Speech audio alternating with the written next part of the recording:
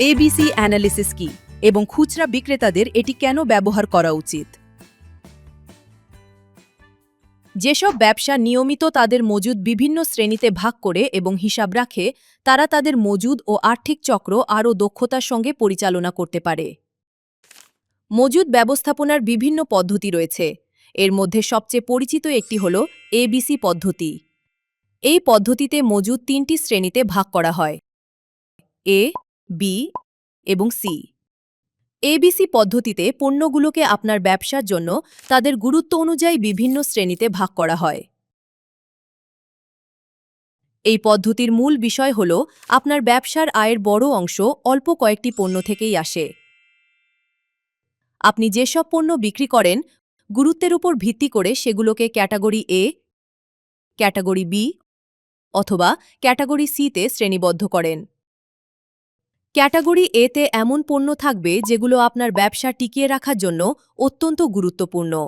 এই শ্রেণীর পণ্যগুলোই আপনার ব্যবসার সবচেয়ে বেশি আয় এনে দেয় এবং এগুলোই আপনার সবচেয়ে মূল্যবান মজুদ। সাধারণত এই শ্রেণীতে অল্প কিছু পণ্যই থাকবে। এই পণ্যগুলো না থাকলে আপনার ব্যবসা টিকিয়ে রাখা অসম্ভব হয়ে পড়বে। ক্যাটাগরি বিতে এমন পণ্য থাকবে যেগুলো গুরুত্বপূর্ণ, তবে ক্যাটাগরি এর পণ্যের মতো অপরিহার্য নয়। ব্যবসার জন্য গুরুত্বের দিক থেকে এগুলো মাঝামাঝি অবস্থানে থাকে। সময়ের সাথে এই শ্রেণীর কিছু পণ্য আরও গুরুত্বপূর্ণ হয়ে ক্যাটাগরি এতে চলে যেতে পারে। আবার কিছু পণ্য ক্যাটাগরি সিতে নেমে যেতে পারে।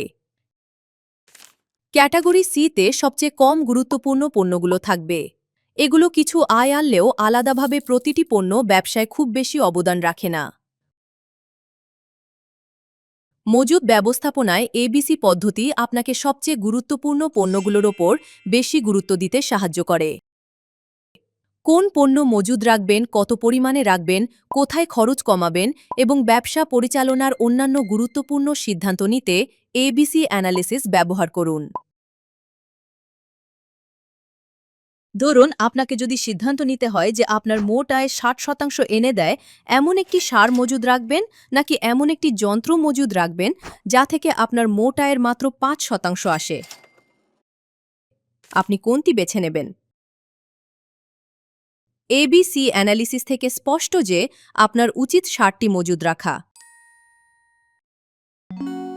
একটি কৃষি উপকরণের দোকানে এবিসি অ্যানালিসিস কিভাবে ব্যবহার করা হয় তার উদাহরণ দেখতে এই কোর্সটি চালিয়ে যান।